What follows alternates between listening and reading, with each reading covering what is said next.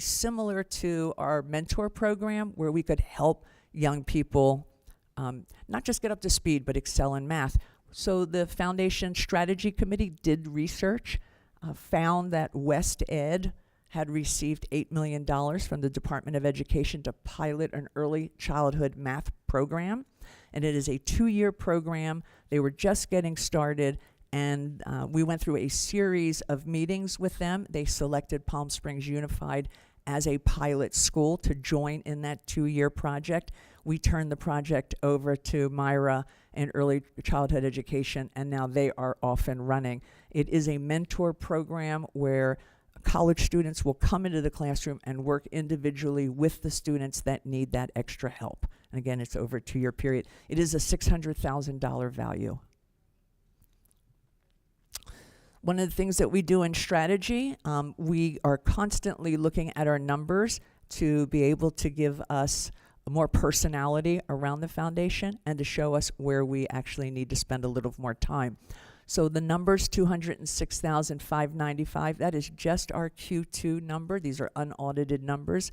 We track our donations. We had 158 donations. 35 were from new individuals. 123 were from returning donors, for an average of $1,300, which I have to say, in the industry of nonprofit, that is a very high number. It's a very high number. And if you can think back to public radio, when they do their pledges online, they're looking for 25, 35, 50, 75, and that's a point of entry. So there's a donor acquisition strategy, donor acquisition, your point of entry, and then there's the conversion, how to actually move them through the organization so that they can grow. And you can see we probably need to spend a little bit more time on that donor acquisition, because right now we're looking really good with the donors that we have. So the other side of the chart is the year-end fundraising. So this is just from Giving Tuesday to the end of the year, which a lot of donors look at for their tax reasons. And they initially calendar, that's when they'll give money away. And we tracked the last 5 years because we had COVID, and we see some anomalies. For example, during COVID, we see 170 donors, and then we see it starting to decline, 147, 99 donors, 97 donors. And this is what we mean by acquisition and conversion. How do we get those donors to stay with us? How do we convert them into long-time donors and eventually move them up the ladder? So this is just a little highlight of the things that we look at internally. So our fundraising goals have exceeded. I'll just share with you, we did, when we began our memorandum of understanding and we worked with Dr. Lyon, we put in a 3-year plan for fundraising. That was to support the wellness centers, knowing that we would have a scaffolding approach where we would have 3 phases of fundraising for the wellness center. So we put together a 3-year fundraising plan, and our goal was $3 million. And as of today, we're at $4,265,443. So we have far exceeded our $3 million goal. And then coming up for Q3 and Q4, we do have an opportunity for a naming for the lobby of the Richards, which is at the Palm Springs High School. It's the auditorium. So that will be coming to our subcommittee and ultimately our naming committee, so we can have a conversation about that. We are in the process of that 3-year strategic plan and the budget so that we can begin July of 2024 and have the same ambitions that we've had in the last few. Did I do something? Did I touch something? Yeah. Well, I guess you get the idea. The other thing really is the focus on the donor acquisition and the conversion, which you will see there, and then board member development. So we do have a handful of individuals who are terming off. They've completed their 6 years. Thank you. They've completed their 6 years, and now we're looking at our outreach efforts and how we'll be able to have succession planning and create diversity. And thank you for viewing. I would just, how did I do? Good timing? Perfect. Any questions? Any comments? No, thank you so much for all that you at the foundation does. For your app, does it fully track the facial expressions? No, it does not. So it does not track facial expressions. And there's no identity attached to the scanning of the face. It only detects the anomaly. It only detects the temperature and like blood pressure gauges. So there's no identity, there's no expression, there's no eye color. It does not take a picture of you. That's a great question. That's fun. That's a fun. Really a good question. Any others? Oh, thank you so much. Thank you so much, Ellen. Thank you. Let's give her a hand. Foundation.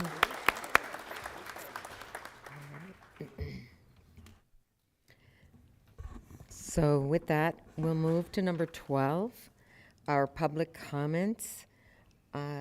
We'll ask Clerk Cornett, have we received any email comments? We have not received any email comments. Okay. So with that, we'll continue to our in-person comments. We're going to say that all comments are to be directed to the board, but under 3 minutes, and shall be devoid of any personal attacks. Members of the public are expected to maintain a professional, courteous decorum during public comments, and board members do not respond to public comments. So our first speaker card, it's Stephen Finch of Cathedral City. Mr. Finch?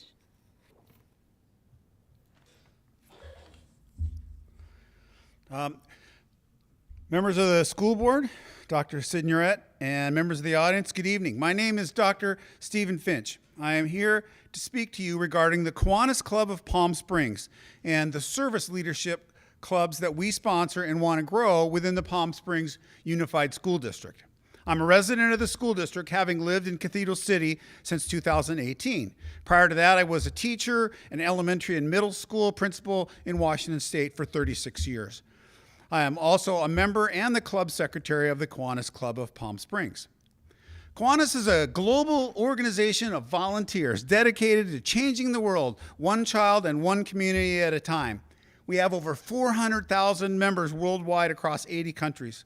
Our local Kiwanis Club here in Palm Springs was founded in 1951, so we have a rich history with this community. Kiwanis sponsors youth leadership clubs in schools. Key Club, the high school service and leadership program, now has over 200,000 members worldwide. Kiwanis also sponsors builders clubs in middle schools and K clubs in elementary schools. I am one of our club's Key Club advisors. Here in Palm Springs, our Kiwanis Club service and membership area is identical with the Palm Springs Unified School District. Our local club runs an annual baseball clinic in conjunction with members of the Los Angeles Dodgers for boys and girls from ages 7 to 18. This year's version is coming April the 13th at Cathedral City High School. We support a number of local charities, conduct an annual toy drive, and donate scholarships for graduating high school students each spring. There are vastly more needs and events in our community than we can currently support. Our club sponsors active Key Clubs at Cathedral City and Rancho Mirage High Schools, and I am pleased to tell you that a Key Club at Palm Springs High School, although a Key Club in Palm Springs High School went dormant in 2014, a newly formed Key Club met for the second time earlier today and will be going through the official charter process later in the winter. We are also, yeah, that's great. Woo is right. We are also working with the administration at Desert Hot Springs High School to try to start a Key Club there as soon as possible in the near future. And it is our hope that soon we will be able to start and support builders clubs in as many of our middle schools as we can get interested. In my time in Washington State, school districts partnered more closely with Kiwanis as well as with the Rotary clubs. My two school districts there supported and encouraged my participation as a principal in Kiwanis and my weekly attendance at meetings. Generally, superintendents and the high school principals would belong to Rotary, and principals and other school staff would belong to Kiwanis. I'm here to offer and ask for help. It's time to grow Kiwanis in Palm Springs. There's much to do to support our community, and I look forward to further dialogue with you about how we can do that together. We'll leave contact information here. Thank you for your time. Thank you, Mr. Finch. Next, we'll invite our next speaker, Mr. Robert Puentes. And you have 3 minutes, and our board clerk, again, Ms. Cornett, is going to help us stay in that time frame. Good evening, school board. My name is Robert Puentes. I've been a resident of Cathedral City for over 20 years. Both my kids are grown but attended Palm Springs Unified School District. I was recently watching a Meet the Press where 2 congressmen stated that they thought social media was the biggest threat to the well-being of the youth of our country. I thought about that for a minute, and yes, that is a huge challenge, but I believe the biggest threat to the youth, and for that matter society as a whole, is the shocking increase in the obesity rate in this country. Massive increases in diabetes, blood pressure, and health problems that stay with people for their entire life, and nothing is done by our leaders. There are more gyms than ever in the history of the world, so exercise ain't the problem. That brings us to food and the reason I'm here. I am a sports fanatic for over 50 years, so I go to a lot of sporting events, including high school basketball games. Last December, I attended the Holiday High School basketball tournament at Rancho Mirage High School, which was awesome. The top teams and players from around the country. That brings me to the reason I'm standing up here speaking. As has been the case for many years, I want to talk about snack bars at every sporting event, everywhere for quote-unquote fundraising. Candy, soft drinks, chips of every kind, nachos. I could go on, not one single food product of redeeming nutritional value. I strongly encourage the school board to look at this problem. Thank you very much. Thank you, Mr. Puentes. So is there anyone else that would like to speak to the board having a yellow card? Okay, so that concludes our in-person public comments. Next, we'll continue to board member comments, number 13. And do we have any comments from the board, starting with Board Member Girardi? Thank you. Let's see, first of all, many of us, and you guys will probably talk about it, also attended the Palm Springs Leadership Association Every Student Succeeds ceremony. I would just want to congratulate all the students that were awarded that evening, and a big shout out to Shane Hager, who's president of the association, and all his colleagues that put together a wonderful event. And then we went to, we got to view Cry Baby with our student performers at the Rancho Mirage High School Musical Theater University. I gotta tell you, they hit it out of the park. We went on opening night, and everybody says, don't go on opening night, but it was absolutely wonderful. It was a performance I wasn't familiar with, but it was extremely easy to follow along, and those students just did a great job. So congratulations to everybody involved in that. And then yesterday I had an opportunity, I was invited to chaperone half the third graders at Cabot Yerxa Elementary School on a hike to Mission Creek waterway up here just north of Desert Hot Springs. What a wonderful time I had. And it was so well organized.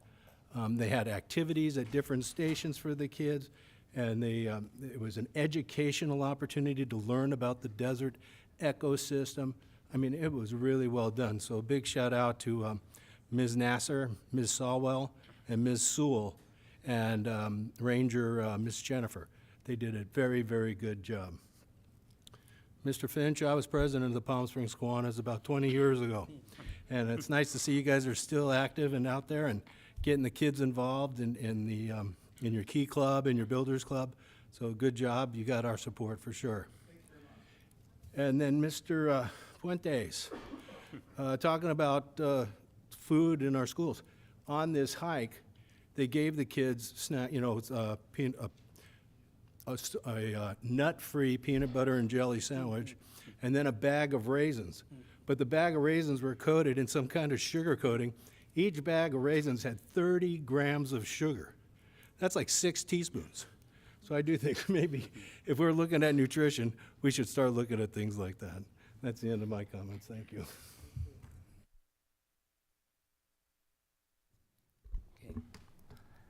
Buenas tardes, good evening. And first, I want to thank the student board member, Pasuelos and Gonzalez, for your great report about what's happening with the student in the school district. Thank you. Also, I want to congratulate to all teachers of the years and administrators of the year and employees of the month this afternoon. We all reserve recognition for their hard work in benefits of the academics and emotional advances for the students at the Palm Springs School District. Also, in January 25th,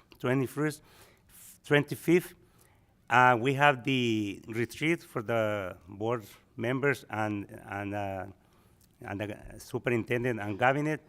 All the time, the retreat has been very beneficial, and this time, all board members and staff had a good refresh in relation to the important tools to better represent the school district students and constituents. The topic this time was the Brown Act and Robert Rules. That is very important to refresh about related to that. In January 21st, in the same day, I attended in the afternoon Read With Me fundraising event in Rancho Mirage. This is a phenomenal organization. And just to give a few information, they have over 500 volunteers serving 19 schools in Coachella Valley and 2 schools in Nevada, and help more than 4,200 children in low-income families to improve their English language skills. They work with the class teacher, assigns individual volunteers to selected students. Here in the school district, they have 88 volunteers in Cathedral City Elementary School, serving 96% of the school students, and the program has been expanded to the Agua Caliente Elementary School this year, and they already has 61 volunteers. In the January 27, I attended the Singing the Bird in the Palm Springs High School.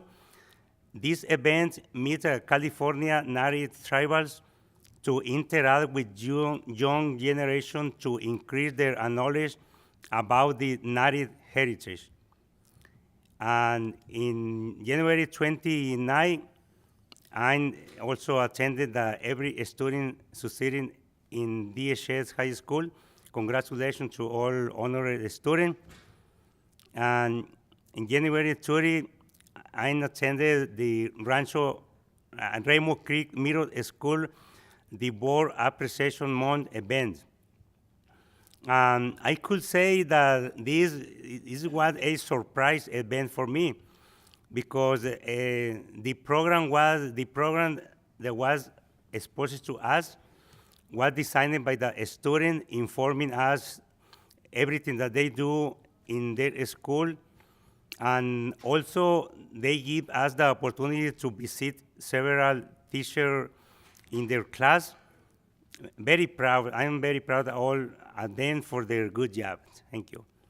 And yesterday I attended the APAC Zoom meeting. The team was celebrating the Black History. And they have the presentation of Jervis Crawford, and also very important feedback coming from the student parents. Thank you. That's it. Hello. Yeah.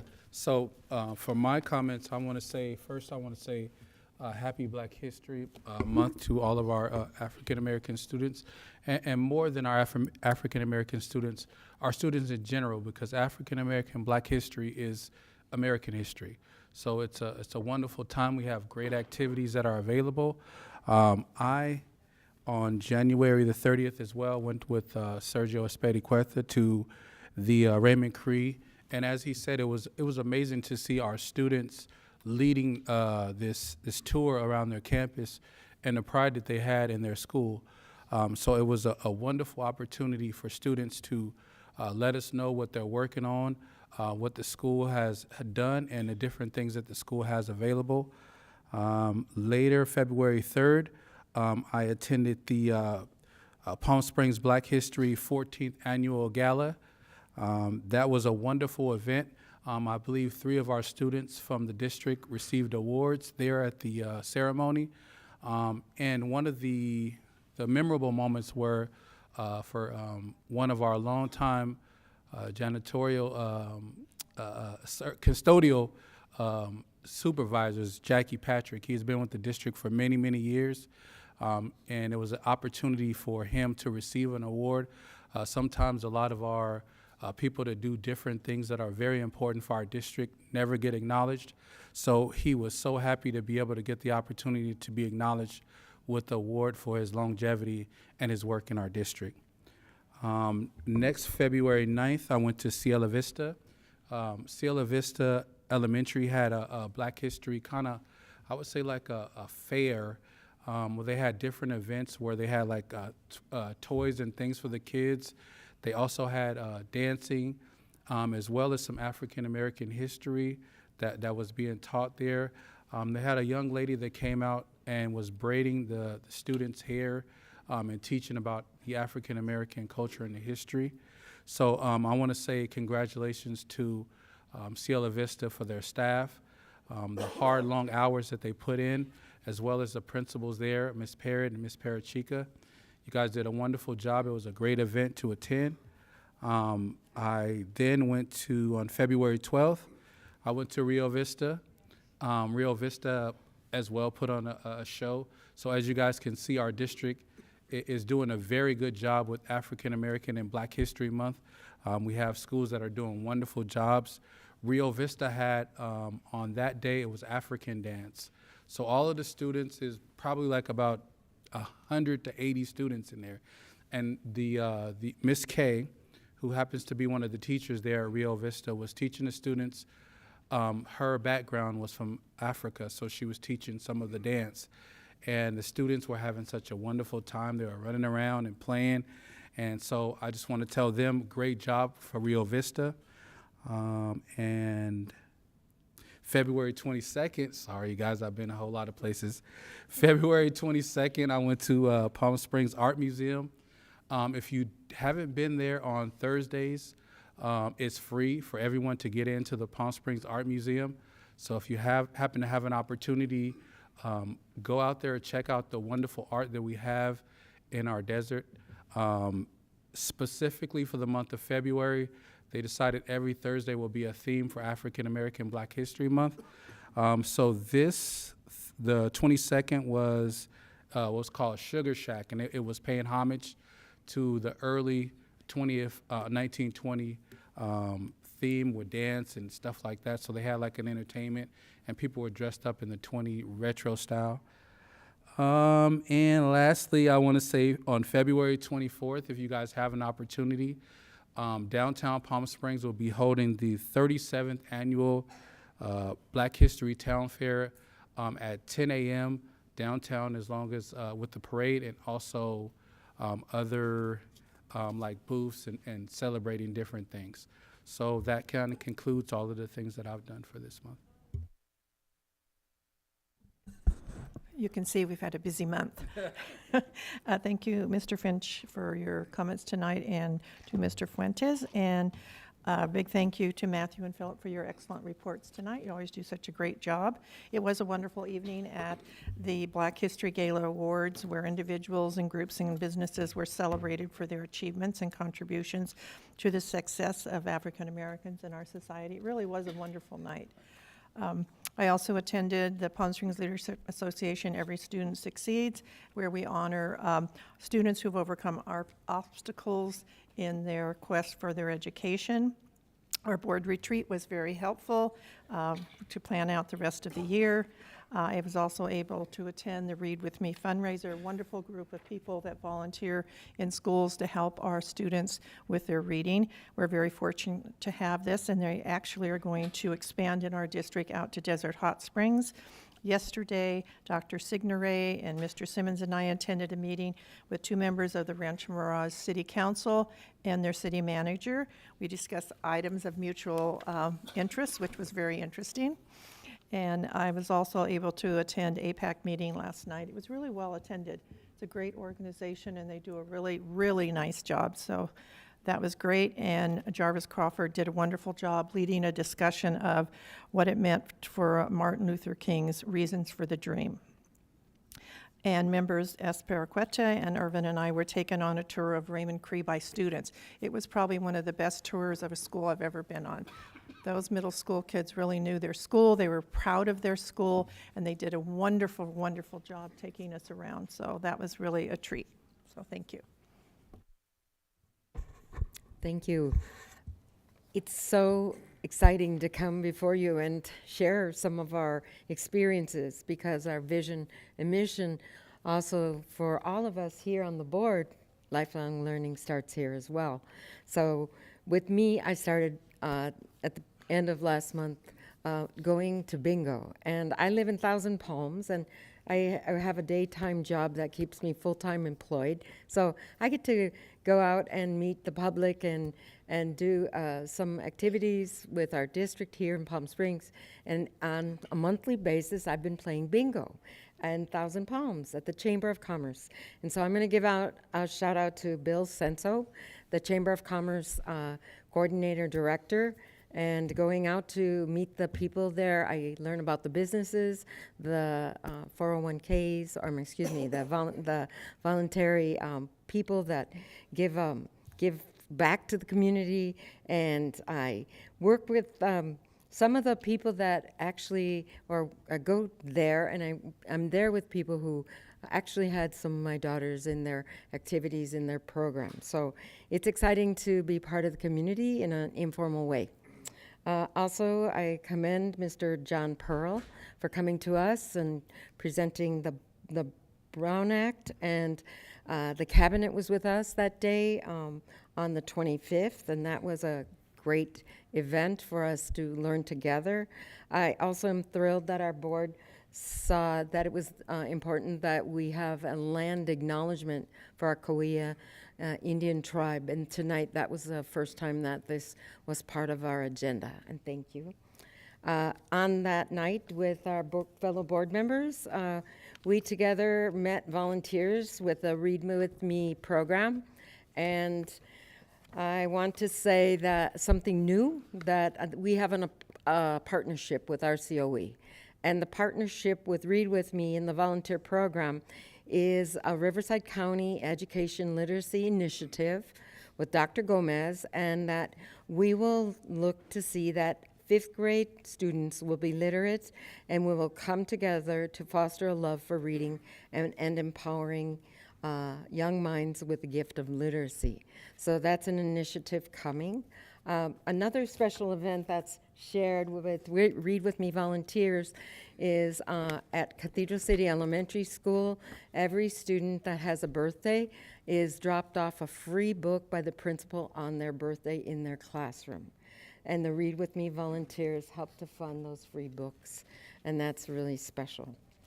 Then also I attended something different, the Student of the Month program for the County Office of Education, and that was at the Agua Caliente Casino, and I would like to restate these wonderful students who were chosen by their prospective high schools. First, Cathedral City High School, Alexander Paul Stankus was honored. Not only did the kids get called up to the stage, they gave speeches, and they explained how meaningful these awards were to them, being Student of the Month for the County of Riverside. Also, Gisela Sanchez from Desert Hot Springs High School, Desert Learning Academy, Yaretsi Quintanilla, Mount San Jacinto High School, Grisel Lopez Aguirre, Palm Springs High School, Adriana Figueroa Burgos, and then Rancho Mirage High School, Alejandra Kennedy. And we're so proud of the students and all of the upcoming Students of the Month that are awarded by our County Office of Education and Superintendent. Also, I'll just quick say Lisa Todd and the counselor that did the presentation for us, thank you for giving us your voices and your video and the ASCA standards and helping us meet new future counselors. That was really powerful to see you come and share that with us. Thank you. And before we came up together, we were with Dr. Vinnie Pompey in a roundtable learning hour about LGBTQ work that's been in the district and our equity people across the district, all of our district being trained, and Vinnie helping us move our district in great ways. Then a last shout out to Ms. Ellen Goodman again for all the updates and helping us with the foundation stay on a very positive path. And that's all I think I have. Oh, back to our student board members. I'm going to go back to them and say, is there anything else you'd like to add before we go with superintendent comments? I actually have 3 comments. So first I want to start with the land acknowledgement. I think it's a great way to acknowledge the Kauai Indians. And I am very honored to be the first one to read this off. Thank you for that.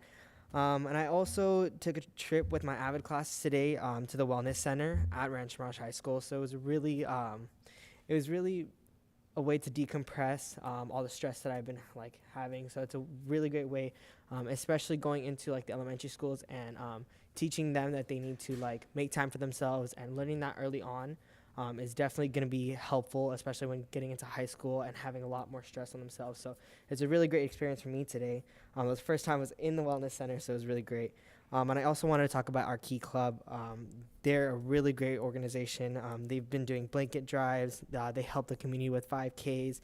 They also help our own theater program. So being able to expand into other high schools and other groups to have Key Clubs is a really great experience for volunteering and helping the community. So. Okay, and then for me, I just really wanted to thank everybody, because me as a student, it's not like we could see this every day and see how much you guys want to come and show your love for the district and the students and how much you guys really care. It really moves me to see that, because it's not like we see it every day. We usually just go to school, expect, do our work and everything, but we never see how much you guys actually care and put work into what we have. It's mind-blowing, honestly. I just wanted to thank all of you guys. Thank you, board members, all of you. And next, we'll move on to the superintendent's report. Thank you, President Terrell. Well, good evening, everybody. Great to see you here. First of all, I want to let the board know we are been in communication with Two Bunch Palms. They feel terrible. There's wires crossed in communication about being here. So we'll look at possibly the March 12th. We're in Desert Hot Springs, and we could probably do a redo, but some wires got crossed on their end, and they feel terrible. So, anyway, but we'll get that fixed. Also, Matthew, I want to thank you so much. The recognition for Jake Baker Adukas. And Jake, I know personally, and that recognition that he got for Do the Right Thing was actually during Tropical Storm Hillary. He went up on he was out that night, and there was a family that was trapped up on a roof that was right there by Horizon Road that got impacted by all the mudslides, and they just could not get out. And so he helped rescue and get that family off the roof and into safety and to shelter. So real tribute to Jake and the students at MSJ. You have some outstanding kids. You guys are doing a great job over there. Also want to recognize all our Teachers of the Year that recently were announced. Too many to name you all right now, but great advertisement in social media. Those reels that Joan and Marion have put together. Seeing the teachers surprised was priceless. That was so much fun to see. But just to all our Teachers of the Year, so proud of you all. You are making a tremendous difference, so congratulations to you. I also want to piggyback on the comments relative to Black History Month. We have some great celebrations going on across the district. I also had the honor of being at the gala along with Board Member Irvin and Board Clerk Cornett. Was a wonderful event. We have many events going across the district.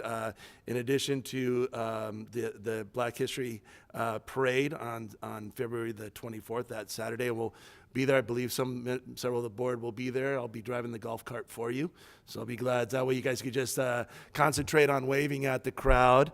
But also we have the Taste of Soul on the 23rd, Desert Hot Springs High School. So really want to encourage everybody to be in attendance at the History Parade as well as Taste of Soul. Great events.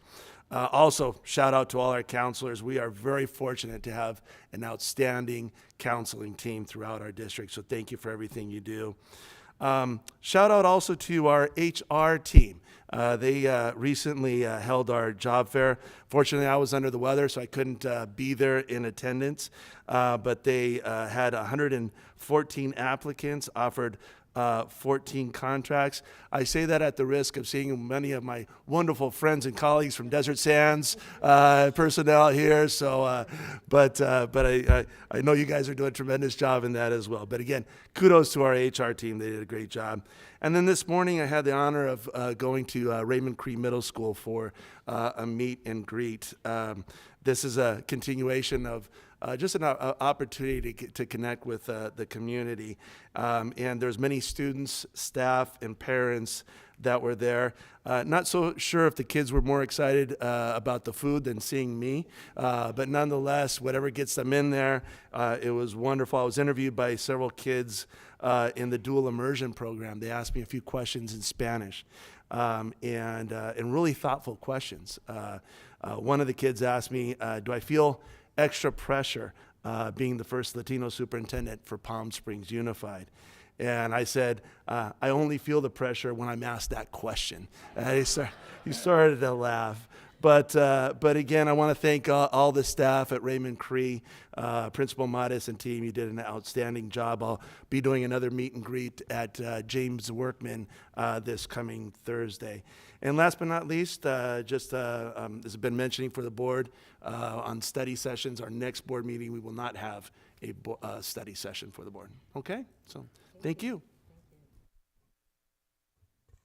Perfect. Okay, so we'll proceed with number 15, our board action items. 15A is the approval of certificated and classified employee transactions, OE 4.4. So we'll ask Mr. Sauer to come up. Oh, there he is. That was fast. Good evening, members of the board. My name is Brad Sauer. I'm the Director of Certificated Human Resources. I'm pleased to be here this evening to present our recommendations for the three positions: our Assistant Superintendent of Human Resources vacancy, as well as the Assistant Principal positions at Desert Springs Middle School and Nellie and Kaufman Middle School. If I may ask Mr. Clayton Hill to join me here, please. Board of Education, I'm very pleased to recommend Mr. Clayton Hill as Assistant Superintendent of Human Resources. Mr. Hill currently serves as the Senior Director of Certificated Personnel for the Desert Sands Unified School District. He earned his bachelor's degree and master's degree from Cal State San Bernardino. With 24 years of experience, Mr. Hill has served as a teacher, project facilitator, principal, and director of maintenance and operations. As the Senior Director of Certificated Personnel since 2017, Mr. Hill has vast experience with labor negotiations, employee recruitment, staff assignment and monitoring, complaint investigations, and new teacher orientations. Over the years, Mr. Hill has developed a solid reputation for his professionalism and strong work ethic, and therefore has been recognized as the Desert Sands Teacher of the Year, Desert Sands Principal of the Year, and most recently the Desert Sands Certificated Administrator of the Year in 2021. Dr. Joe Hyde, who is here with us this evening, the Assistant Superintendent of Personnel Services for Desert Sands, speaks very highly of Mr. Hill's leadership, stating that Mr. Hill is a highly organized and systems-based leader. His ability to listen attentively, analyze issues from a variety of perspectives to formulate a potential solution is remarkable. We are confident that Mr. Hill will be an outstanding addition to our PSUSD team. Congratulations, Mr. Hill. Is there anything you'd like to share with the Board of Education and anyone in the audience you'd like to recognize this evening? Well, thank you for that. First of all, I want to recognize Matthew and Philip. If you think it's easy to stand up here and talk, it really isn't. I thought they did a great job. Board President Jarrell and esteemed board members, cabinet, I want to thank you for this opportunity to work with the parents and families and students of Palm Springs Unified School District in this role. I also want to recognize some folks that came out this evening, and I guess if I say your name, you can just kind of wave. First, my wife, Maribel, who has been loving, patient, kind, and said many prayers for me, all of which I needed. I want to thank her for that. Also an educator of 24 years and counting. I have two of my three kids here. One of them is sick. I have my daughter, Sophie, graduated last year from Palm Desert High. And then I have my son, Owen, looking dapper in the front here, in middle school. I also want to recognize my parents, Bob Hill and Jean Hill, here in the front, both veterans of the Army. They taught me through their example what hard work is, to be respectful, honest, and to treat everybody with dignity. And so I wouldn't be here if it weren't for them. And then I'm really moved by the number. So these folks have to come out here. I recognize that. But there's a number of folks that are my colleagues that came out, and I'm really moved that they came out. I don't know if you could just raise your hands. There's a number of them out in the audience here from Desert Sands. Yeah, absolutely. Thank you for coming out. They added another board meeting to their February calendar, which is humbling. Dr. Hyde, my boss there, assistant soup of personnel in Desert Sands. Dr. Wilson, and my goodness, this guy came down from Anza to be here, so honored. Dr. Borgen over there to our left, all directors and personnel with me, and an amazing professional team sitting in the back, Yanni, Teresa, Lita, and Patty. If I forgot anybody, I apologize. I will wrap up with maybe, and I should add, I'm certainly looking forward to developing strong relationships with our labor partners, Palm Springs Teacher Association, Teamsters, Team 1 and 2, as we continue to make this a place that folks are proud to work in, and a place that folks are honored to send their students to. So I'm certainly looking forward to that. I see Dr. Novak in the audience. I don't know if he's here for me or not.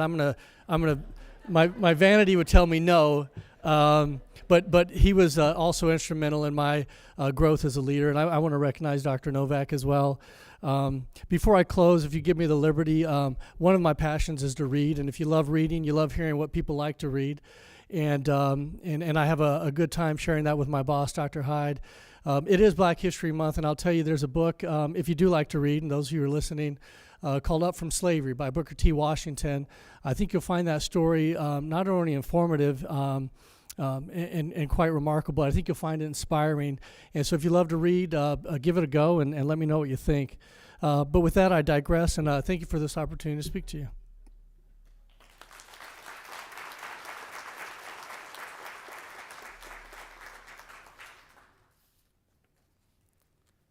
At this time, if I could have Mr. Joseph Kriska please join me here.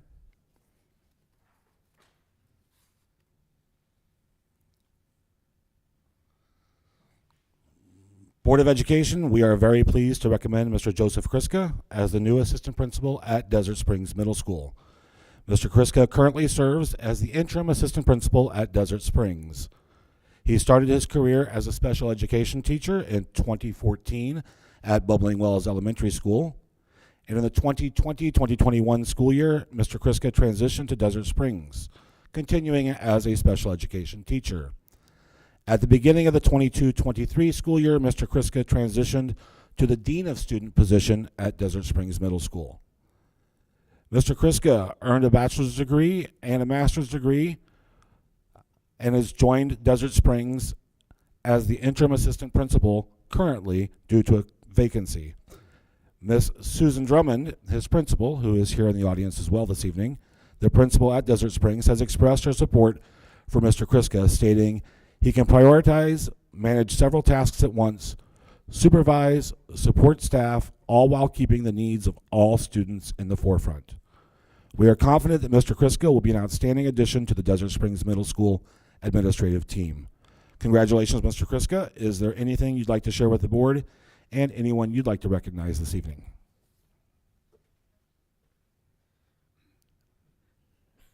Yes, thank you.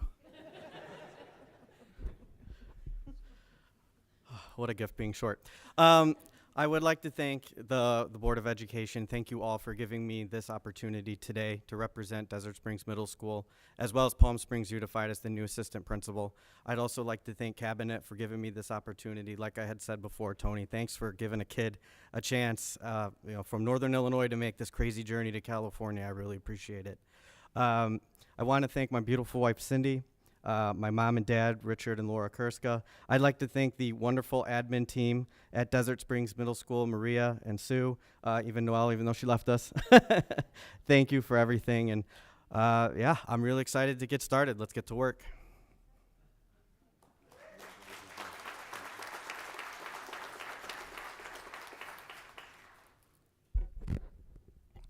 And finally this evening, could I have Mr. Eduardo Eddie Rivera join me here, please? Board of Education, it is my pleasure to recommend Mr. Eduardo Eddie Rivera as the new assistant principal at Nellie N. Kaufman Middle School, beginning at the commencement of the 24-25 school year. Mr. Rivera is the current assistant principal at Cabot Yerkes Elementary School. He started his teaching career at the high school as a math teacher at Cathedral City High School in 2008. He served as an instructional technology teacher on special assignment from July of 2013 through December of 2020. Mr. Rivera then became the coordinator of online learning from December 2020 until August of 2023. Mr. Rivera earned his bachelor's degree from the University of California, Irvine, and his master's degree from National University. Ms. Jessica Whiteman, our Director of Elementary Curriculum and Instruction, believes strongly that Mr. Rivera will excel in his new position, stating, "Mr. Rivera is a dedicated professional and leader. He is a true team player who has built many positive relationships within our district community and works well with all educational partners." We are also confident that Mr. Rivera will be an outstanding addition to the administrative team of Nellie Kaufman. Congratulations to you, Mr. Rivera. Is there anything you'd like to share with the board and anyone you would like to recognize this evening? Absolutely. I have a lot to say, a lot of gratitude. Some of it comes out of our eyes. It's just because, gratitude sometimes does that. But I want to say thank you first to our board. Thank you for this opportunity and Cabinet. You mentioned as a teacher, I did start here as a paraprofessional with Karen Cornett as a bilingual aide, moved on to a substitute, got an internship at Cathedral City High School where I graduated from to go back to my water. You saw all the other accolades and all the stuff that I've accomplished, but now I get to go back to Nellie Kaufman, which is where I went to school at. So, again, ton of gratitude. So I want to say thank you to my family that's here, that supports me in everything that I do. Thank you, my friends that are here for me as well. Thank you for the opportunity. Again, I know I've got a lot of work to do. To my Cabot family and Andrea for giving me this opportunity again. It's been a wonderful time there with them. I've really learned a lot, and I'm really sad to leave them. But again, I'm super excited, Melissa, to get to go back to alma mater and really do a lot of work. So can't wait to start. Thank you all.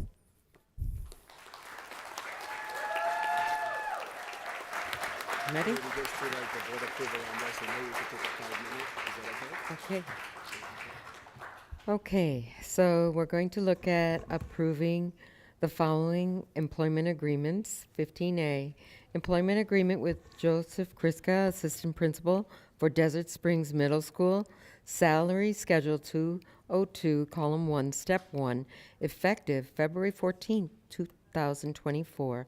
Employment agreement, Eduardo Rivera, Assistant Principal for Nellie Kaufman Middle School, salary schedule 202, column 1, step 21, effective July 1, 2024.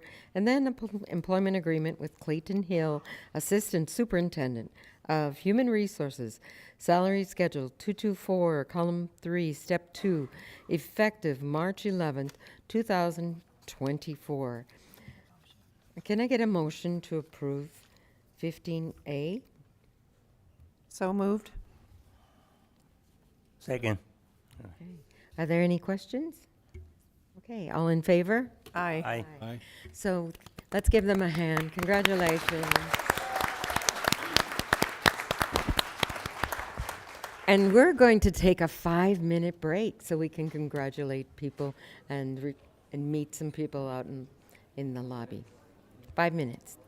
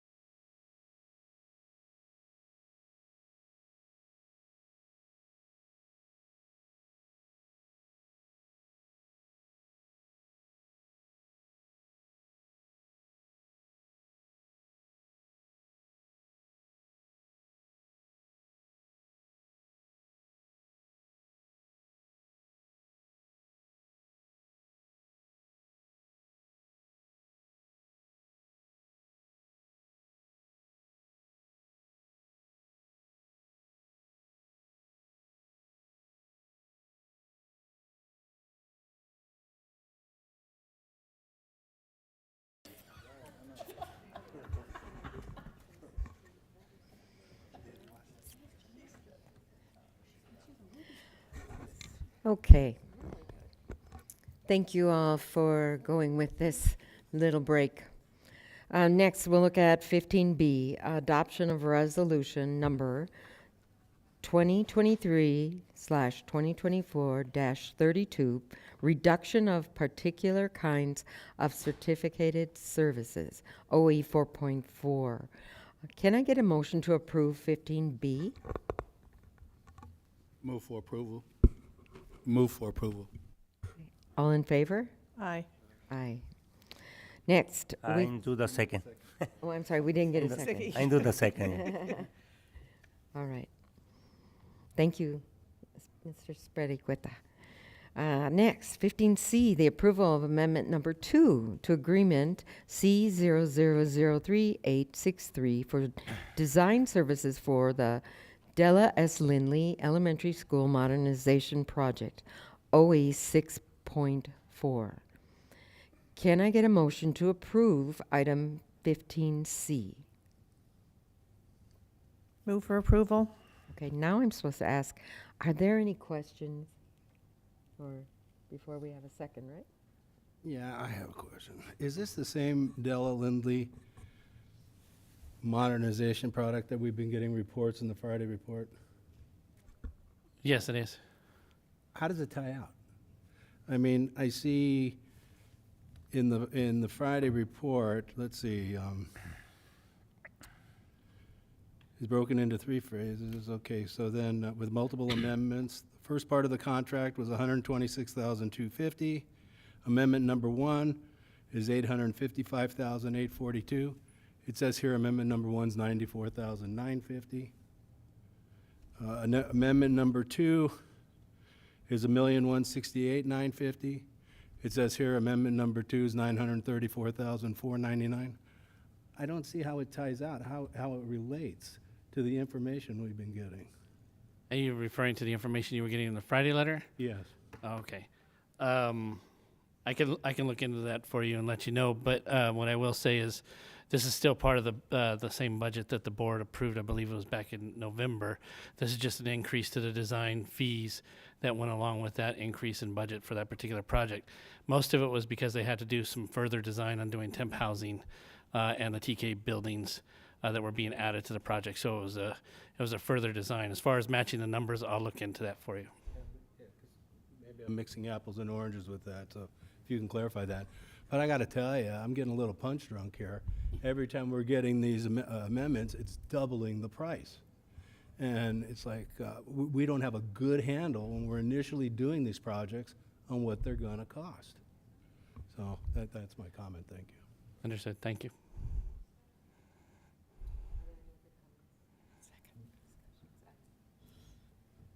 Okay, with that, I'm going to call for a second. I second. Okay, all in favor? Aye. Aye. Thank you. Okay, 15D, we look at the approval to renew consulting service agreement with Leadership Associates LLC for the 2024 calendar year OE 8.4. Can I get a motion to approve 15D? Move for approval. Okay, are there any questions or discussion? Okay, so we'll need a second then, please. Second. All right, all in favor? Aye. Aye. Mhm. Okay, 15E, approval of rejection of claim number 2023-2024-03, John Doe versus PSUSD 627967, OE 7. Can I get a motion to approve item 15E, the rejection of the claim? I move. Go ahead. I move the motion. I'll second. Okay, were there any questions at all? Okay, discussion. Okay, all in favor? Aye. Aye. Aye. Thank you. Okay, moving on, we'll look at one vote for these two next items, 15F and 15G. Approval of readmission expulsion 2022-2023-037 and approval of 2022/2 023-038 back to Palm Springs Unified School District. Can I get a motion to approve items 15F and 15G? Move for approval? Okay, all in favor? Second. I'm sorry, second? Second. All in favor? Aye. Aye, thank you. Okay, next, we'll look at 15H, 15I, all in one vote. First, we'll look at 15H, the approval of expulsion case 2023/2024022 and 2023/2024-023, recommendation and findings of fact and conclusion of law, OE 11. Can I get a motion to approve 15H and G, or excuse me, HG and 15I? I move to move. Should be just H, sorry. Okay, do I get a second? Second. Okay, all in favor? Aye. Aye. Thank you. Okay, continuing, we'll look at one vote perhaps for 16, 17, 18, and 19. Oh, no, just through 18. Yes, 16, 17, 18. First, superintendent consent items. Can I get a motion for 16A, the approval of acceptance of gifts, B, the approval of purchase order report, OE 6.2, C, the approval of agreements, $10,000 or more, other contracts, and then 16D, the approval to file notice of completion with Allison Mechanical Incorporated.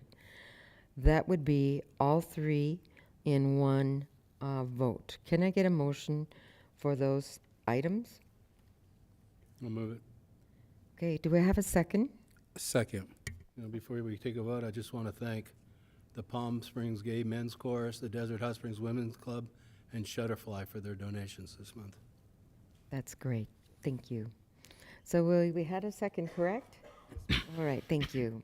May I, all in favor? Aye. Aye. All right. Thank you. Motion passed. So we'll go on to 17A. Approval of meeting minutes for January 23rd, 2024. Can I get a motion to approve those minutes? Move for approval? Second. Okay, all in favor? Aye. Aye. Aye. Motion passed. Next, information, number 18.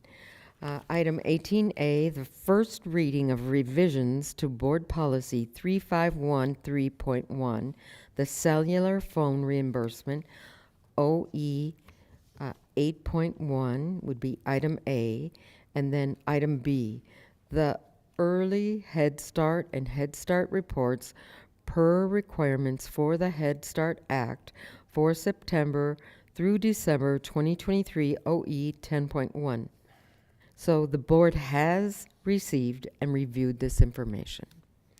Okay, so we'll go on to our next number 19. 19A, the facilities presentation, and Mr. Simmons will introduce our presenter. Sure, thank you very much.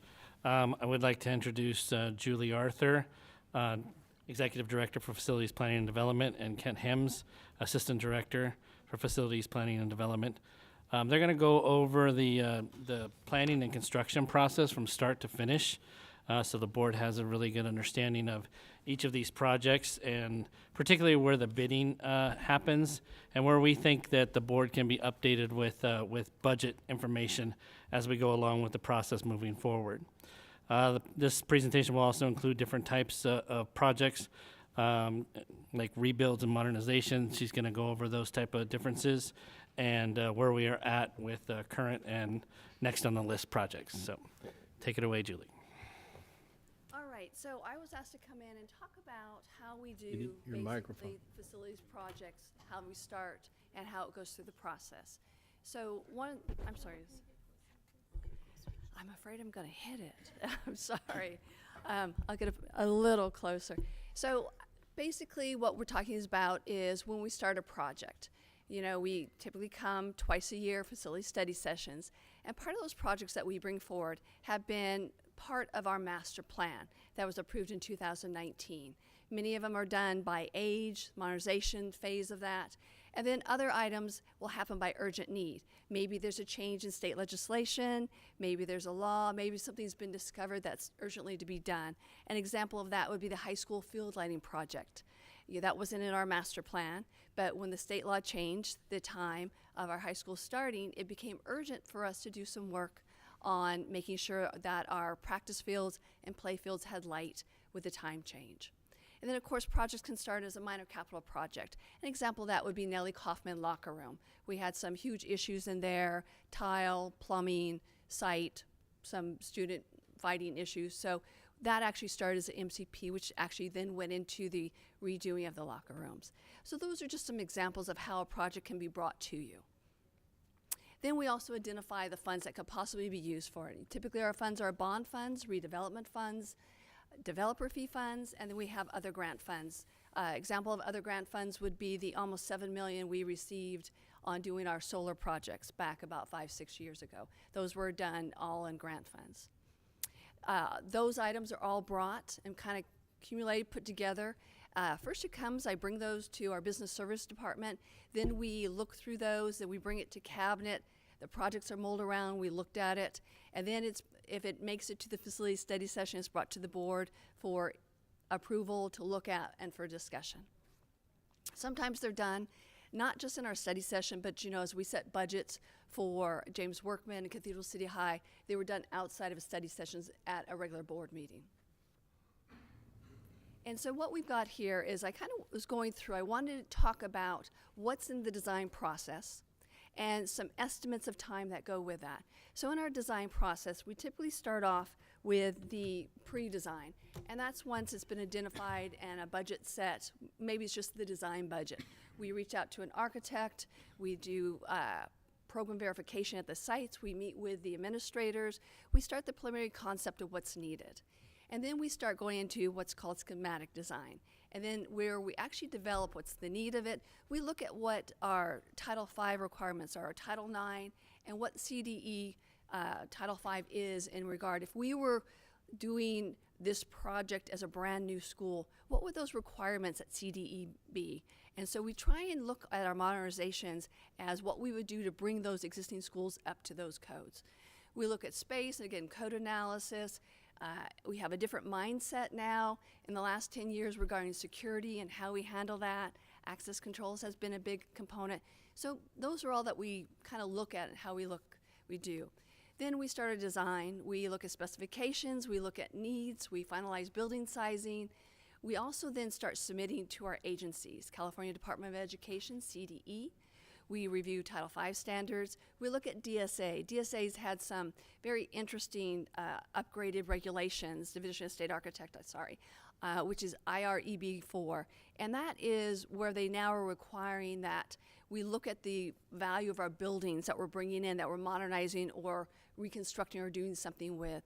And if the value of that building versus the cost of what we're doing with it is more than 50%, they'll make us do a full seismic, or else sometimes in many cases, like we found at some of our projects, that full seismic is almost the cost of what replacing a building would be. And so that's all done in the first early stages in our 3 to 6 months. Then we're reviewing, we start our 100% design development. We look at our schedule and budgets, and that's usually when we come to you, and after the design budget's been set, we're gonna come in and we're asking for the actual project budget. Example is that when we had the architect come in last June as we were setting the Cathedral City High School budget for its modernization. Next up, for the next 6 to 10 months, we're working on construction design development plans. We're looking at coordination reviews. We're determining the construction method. Is this a very complicated project? Are we going to have multiple phases on a site with it? Is it something we need temporary housing on? How are the students going to be on site, and how we're going to make sure they have a good classroom while construction is going on the site? And then again, the type of complicated long-term project may require what we usually would call a lease back. Some of these shorter projects that are quick in and out, we do what's called a hard bid on that. Julie, where does the original design budget come from? Who tells you what the original design budget is? The architect. The architect. Yes. And that's just done in the very early stages. Well, right now, we typically, I'll say traditionally, we've done our update schedule and budget in the design development, which is in the first 6 months or so. And usually that comes in with the architect's contract.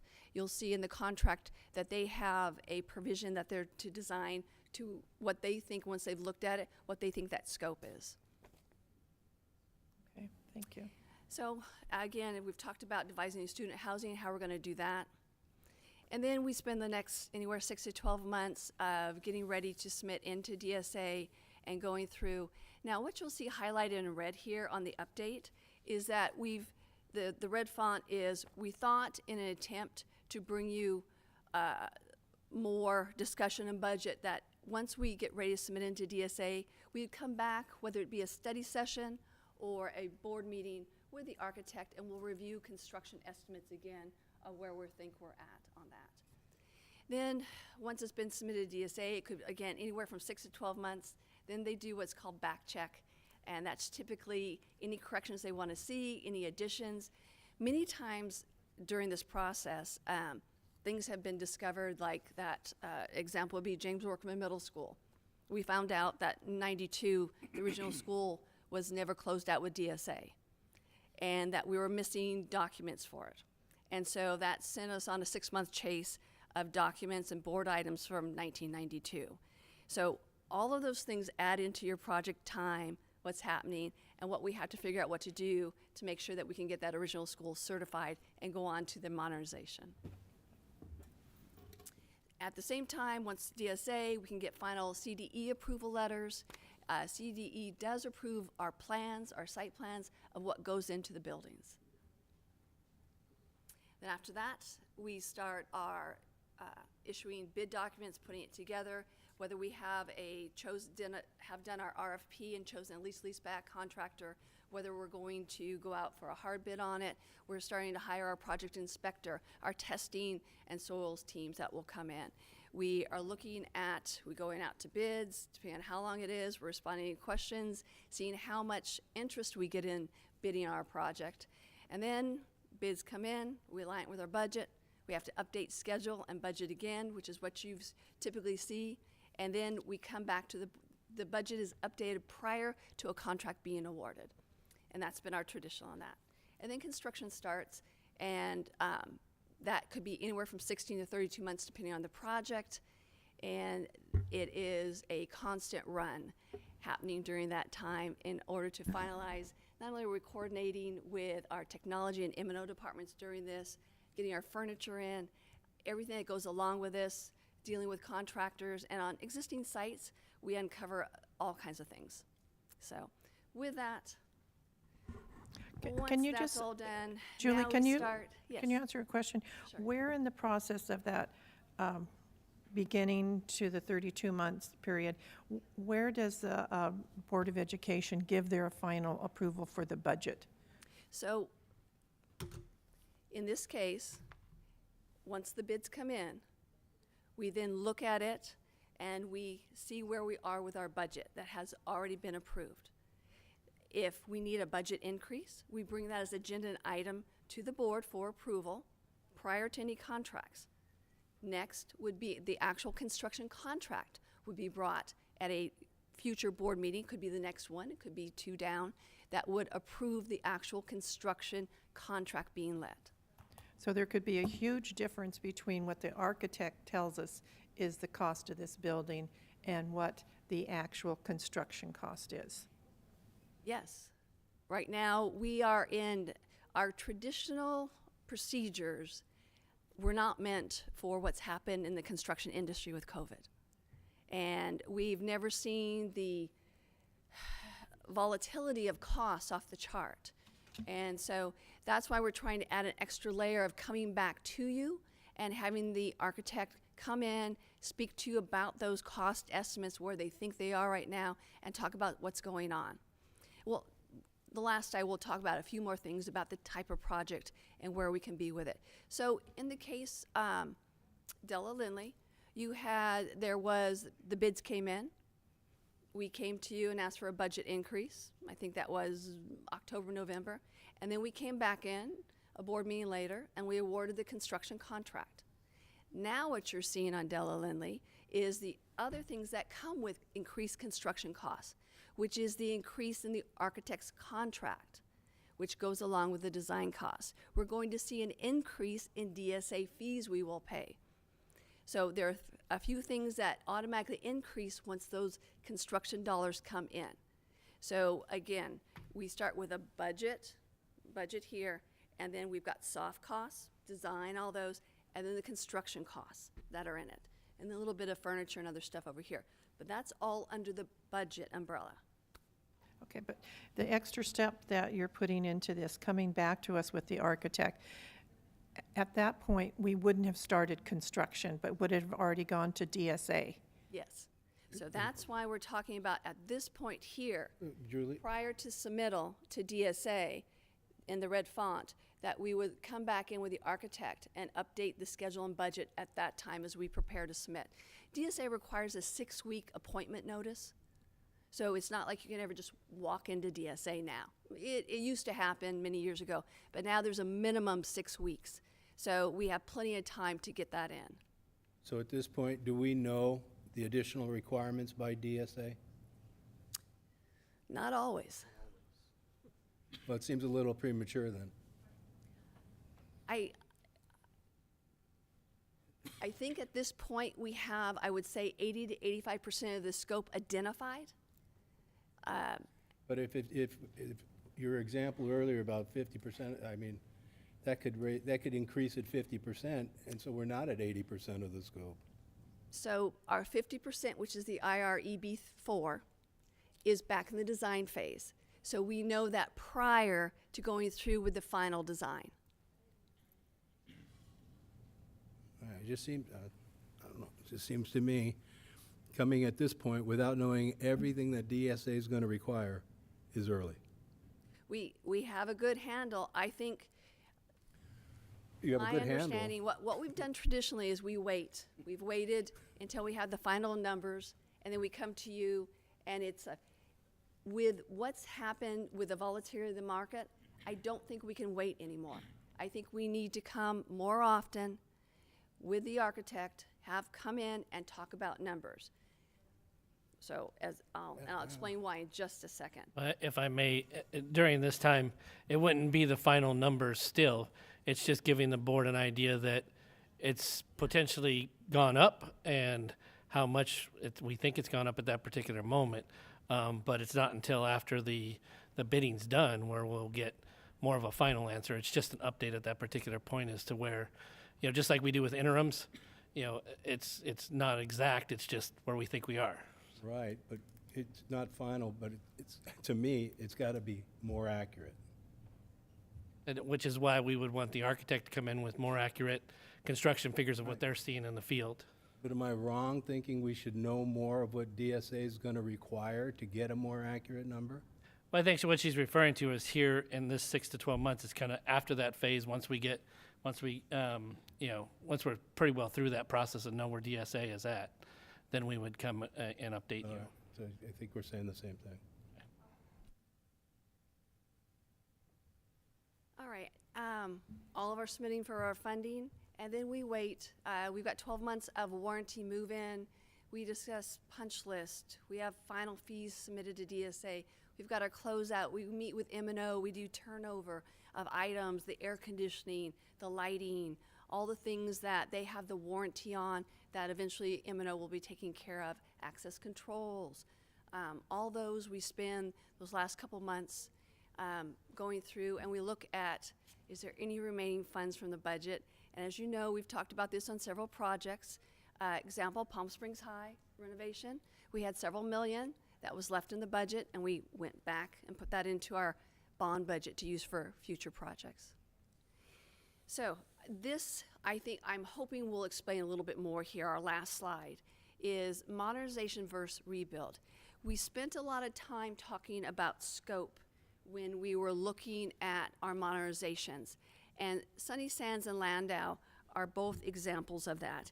Being the metal modular type buildings they were, and some of the damage that we had done during our testing that we had found in these, from rust to other things from the weather. And again, these metal modulars were not meant to last forever, for 50 years or so. They were meant as modulars to be moved around, and they were done very inexpensively in the growth period of the 80s. So when we looked at that, we talked extensively about the type of options we had. We could do a light modernization where we're not doing much, because remember, that 50% is that marker there. We look at modernization, is it just going to be in that we'll replace the carpet? Are we going to replace a couple HVACs? Not touch the roofs, very light.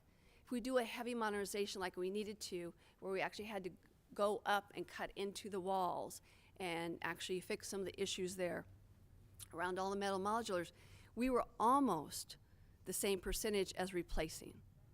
And so that was a big discussion on both of those. And so the reason that discussion is so important, because once we start the design of a rebuild, we're with the design of a rebuild. It's not like we can just, oh, let's not rebuild these buildings over here, we'll just leave the portables here. With those designs, we weren't able to do that. We brought in a 2-story, we did some of the front ones, we did some realignment. As we know, one of the options was to gain our playfields back. We had lost, the students there for decades had been down to a too small of area that CDE would allow for playfields. So that was one of the requirements why we decided to go 2-story to save some of the space, give our students back the playfields they needed. So those scoping, when we come and talk with you about the budgets, is very important. Once we start a rebuild, that's all we have. If we start a modernization, we have some options. Maybe we won't replace all the roofs. The roofs at Cathedral City High School, $5-6 million alone.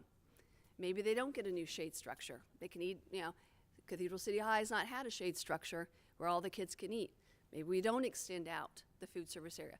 In a modernization, we can make those decisions and step it back. In a rebuild, we really can't.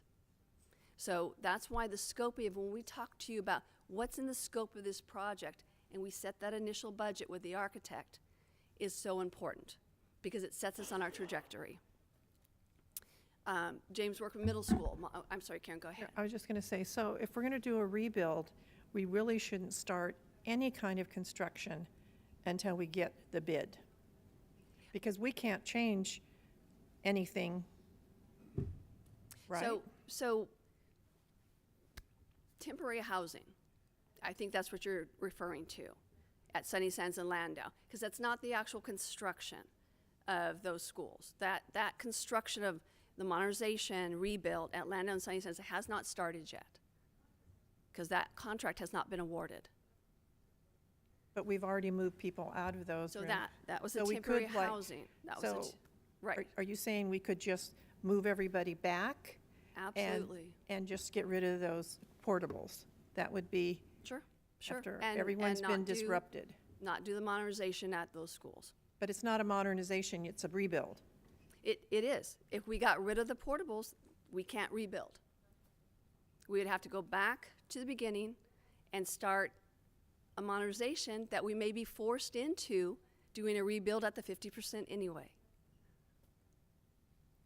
Now, how- it's different for James Workman. and But how do Cathedrals- we prevent in future, if we're going to do a rebuild, and all of a sudden, like with that school, it doubled in price? So how can we protect ourselves from then not being committed to that kind of double? I'll touch a little bit on that, because I did some research on what the normal escalation for, I've been in the business 30 years, the normal escalation from like 2003 to 2019, 2020, before COVID, was 2 to 3% a year. And we always used that to project, and a lot of the cost estimators, the architects did that. During COVID, at one point, that index went up to 75% cost increase. It has now come back down to 39% over 2020. And that's what we're dealing with. We think that's the new normal, is that 39% increase it's in materials, labor, construction costs that all combine, and it's called the producer price index, what it costs to produce something. And that's the new normal for the last basically year, is about a 38%. It came down from that 75% spike right during COVID, and now it's come back to that 39%. And I've never experienced it, and Julie, I know, has never experienced it, and you as a board has never experienced this. This is unprecedented in the construction industry, and we've tried everything. We've talked to our contractor partners, we've talked to subcontractors, and they're all seeing the same thing. Wages have gone up, materials to produce have gone up, and so hopefully we have a handle on it now, and we can watch this index more carefully. But yeah, it's a surprise to us. So if I can step in again, but that's kind of the reason why we wanted to put in that extra budget update and look at possibly doing another budget at that particular time in the, around the design phase, because there's still time to back away from the temp housing and everything that might come before the construction and before you approve those particular contracts. So at that particular, when we do the update in the budget, it's already gone to the DSA, and has it been approved? Traditionally, yes. Okay. So remember, we must bid and only award DSA-approved plans by law. Okay, so if we're going to say, okay, so then we go down to this step now that we're going to get an update by the architect, and now it's twice as much. Can we at that point just say, we're not doing this budget? You can kill the project, yes. And go back and decide to the architect, say, we only have X number of dollars, and that's all we can spend. What can you do for that? Yes. Okay. It will, remember, it will start the clock back over. Right. And so the 3 years to get to that next award of bid will have increased the price. Because each of those years increases the price. It seems to me, I mean, I don't know, I have to study it more. One or two things. We do one project at a time. Then we don't get, so we can handle any surprises, and we're not taking from Peter to pay for Paul's or whatever. Or you come to us with a contingency of 40%. And we can do that. And that sets aside the money, and then we know what we can't do going forward. Right now, the number of modernizations that we've been tasked with, which is actually doing 5 right now, which is why you see so many agenda items with these architect increases and this and that. You're seeing all these board items because we've got 5 big projects going on. We're just getting close to finishing up the Desert Learning Academy that bid out 18 months ago. You'll see a few things with that. That one, we're fortunate we don't need budget increases on, but that's part of it.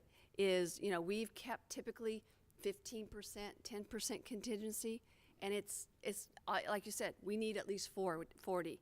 And we have not done 5 big modernizations at the same time before. As busy as you see the agenda items, we are in our office as well doing, trying to make all of these happen.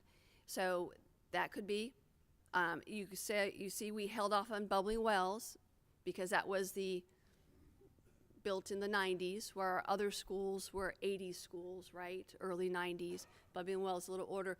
They were in the first phase. We are only just starting the design of bubbling wells. We've not come to you yet with options for bubbling wells of what to do. That kind of scares me, because we just saw Landau and Sunny Sands double. Let's say James Workman doubles, and Cathedral City High doubles. Where's that money going to come from? Well, it means one less project gets done unless we have someplace in the future, 26, 28. So I think out of prudence, it would be, let's put like the Cathedral City High School on hold right now to make sure we can get James Workman done correctly, and then we tackle the high school. Well, right now, phase 1, increment 1 of Cathedral City High School is being paid for with ESSER funds. So it's not bond funds. If you remember, Right, that was because part of what we did What last if James Workman doubles? Would we not need those ESSER funds for that? James Where's Workman the is- money going to come so, from? That's what I right, don't know. James- And we have community members out there that don't want us to go for a bond. So where is our bonds are depleted pretty much. Where is the money going to come from? Yeah. So James Workman funding is not under bond funding. The current project. No, it wasn't. Okay, and let's say it doubles. Where is the money going to come from? That's the discussion we'll have to have. Well, I think we should plan for that. From what we've been seeing, we know it's going to go up at least 40%. Right now, we are planning to come back in June study session with the architect, and we'll do our construction estimates at that time, both for the phasing of the James Workman modernization and also Cathedral City Increment 2. But it sounds like the gentleman said that it's going down. The price is going down lower. It's trending down from the peak, which was in, about mid-2022, kind of after the COVID kind of started trailing down, it's come back. Because, many of you know, factories shut down, all that stuff happened during COVID, so that drove cost up because there wasn't product available. We're even seeing the insurance costs, builder's risk, exponentially explode. What would have typically been insurance builder's risk at $250,000, we're seeing it at almost 1.5 million. And that's the best that we can get from the insurance companies. So It's what has happened in the last 3 years between COVID, shutting down expenses. We've had wildfires. We've had rains throughout California. We've got 2 wars. We have shipping issues. All of these global things impact everyone in the construction industry because we're all looking for the same materials. And the Inflation Reduction Act has not reduced inflation. It's actually increased it. We all know that because there's more money out there to do projects and people are using that money. So I think you guys are giving us multiple reasons to slow walk this. Right.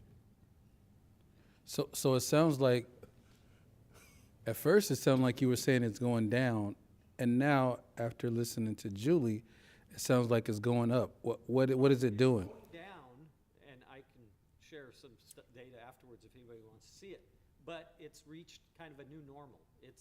It's come way down by like 40% from the peak, but it's now leveled off. But that's 40% above what it was before COVID, or right as COVID hit. So it's really interesting, the data. Just in regards to the ESSER funds, we've already had that portion of the Cathedral City High School portion approved by the state. You have to have it all approved by the state in order to spend those funds on time. We need to move forward with that. But I think the difference here is, as Julie said, these James Workman and Cathedral City are modernizations, so they're in phases. So we'll be communicating with the board. If it looks like we're going to be over budget, then it'll be some decisions of, oh, we're not going to do this phase right now, or this is where the money will come from. So that's really the difference. The tough one was Landau and Sunny Sands. As she said, in the next meeting or even the meeting after, you're actually going to approve the construction contract for those two. The only thing that's been done at this particular point is the temp housing. But that is one full project, is not necessarily can be broken up. So that's kind of the difference what she's describing here. So I was going to ask Kent to speak a little bit on the temp housing and how that came about with the plan. Okay, so the temp housing, again, we did work with the site administration from the very beginning, looking at how many classrooms they actually needed. There were some that were vacant, not being used. A lot of the spaces, so we worked with the architect to define an ideal number, ran that past the principals at each site, and that's how we defined. And then what the number of classrooms we needed to demolish in the first phase in order to fit the new 2-story building in, because the 2-story is what's going to alleviate the classrooms, the portables that were on the play fields. So that gave us the most opportunity to move kids back into permanent buildings that were going to stay there. So those were all factors that went into the planning of those projects. Because the goal from the beginning through some of the bond language was to get rid of modular classrooms. And we know how inefficient they are. They're not ideal for instruction. And so that was the goal that was set from the beginning, was eliminate all modular classrooms from those two campuses. So that's how we came up with, at Sunny Sands, just the way it was built, in order to free up the most space to build that new 2-story building, we had to tear down 12 classrooms in the first phase. At Landau, we only had to tear down 6. We So, haven't torn down any classrooms but yeah, yet. so. Hasn't been let yet. Yeah, that was the goal, was to have the temp housing done so they could move in, so. So with that, I know it's been a long night for all of you. We will be coming back. You will be seeing more of us. And I'm sure pretty soon here we'll be talking about bubbling wells and what we want to do with it and where we are funding and how we're going to fund it. Any other questions? I still want to know how I guess, the way I understand it, if the costs increase the way we think at James Workman, then we're going to have to eliminate some stuff, and all we'll be able to do at Cathedral City High School is what the ESSER funds will pay for. That's not quite how we're looking at it right now. We do have other funds for that. I think we've shared, and I will share again in your Friday letter, of how we look at funding Cathedral City High, with some of those funds going now to Sunny Sands and Landau, and why what the wouldn't- backup funds are to make that. Why wouldn't we use those funds to complete James Workman and get it off our plate? Because James Workman, we have other funds for that modernization portion. Right now, Man, it's the amazing. portable. We got money all over the place. Right now, the modulars that were removed and going to be replaced with permanent buildings was developer fees. But bottom line, for this Friday letter, we can provide more clarification on the funding for both of those projects for you. So, okay. Thank you, Julie. Can I just ask one question? You taught me about the producer price index, and this index seems to be something that fluctuates, and you have no power over that, right? So, just curious, because both of you have most likely, I know Julie has, been working across the state, presenting at CSBA. What are you seeing other districts doing in terms of any rebuilding, modernization? Are they putting the brakes totally on? What are you seeing in trends? Just wondering. So I was seeing there, I'm hearing it from all over the state. I was talking with the assistant soup at Clovis in September, and they had just bid a brand new elementary school, which came in at 60 million. And we were like, and he's like, they're just seeing it. Again, what happens is when it costs more to do your projects, you reduce the amount of projects you're doing, or you look for more funding. Those are the two options. It doesn't mean the buildings will not continue to age. It doesn't mean the buildings will not continue to need updates, because as our buildings need these updates, our education and how we're teaching our students continues to evolve. Access control is a great example. Right now, access control for Sunny Sands is over $1 million. Yeah, but that's So- what we've been doing. One more quick question. So what made us decide to take on 5 projects? Our master plan, our phase 1. So they've kind of phased out a little bit, but we actually have 6 in our first phase of modernizations that we're going with. You'll see Cathedral City is a little later. That's why you're not seeing that yet. And Bubbling Wells is a year or 2 behind it. What I think made us go forward is we thought they were going to cost half as much. Yeah. Right? But she's saying that with her experience, they usually do 1 at a time. So why do we take 5? Well, because I think we thought we had the money to do it. We thought they were going to cost half as much. 4 years ago, when we looked at that first phase, we had the money to do it. You say we started with 6 projects and we already had to cut down to 5, and then we're putting Bubbling Wells on hold.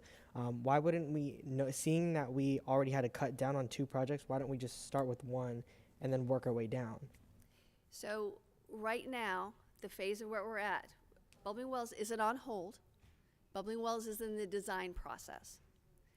The other, Landau, Sunny Sands, James Workman, Cathedral City, and Della Lindley, have all gone through the design process, and we've bid those out. Sunny Sands, Landau, Della Lindley. First half of James Workman is bid and under construction. Cathedral City High is in the bid phases.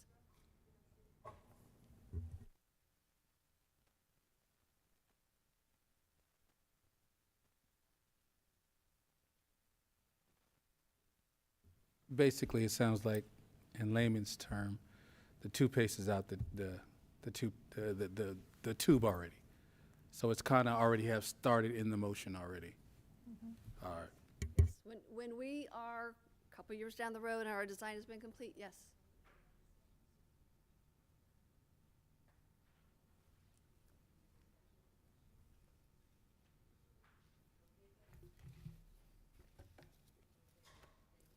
Thank you for your time. So we'll move on to suggestions for future agendas, item 20. Do we have any suggestions for future agendas at this time? Any board members have any ideas? I see people nodding no, or nodding, shaking their heads no things. All right, we'll then say that's the case. None at this time. So we're looking at setting of our next board meeting on a regular meeting on February 27th, Tuesday at 6:00 p.m. Do we have a debrief, or does anyone have any final comments before we conclude? Anyone down there? No, that was a no.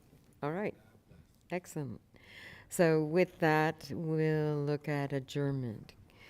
So moved. All right. Second. All right, there's no discussion.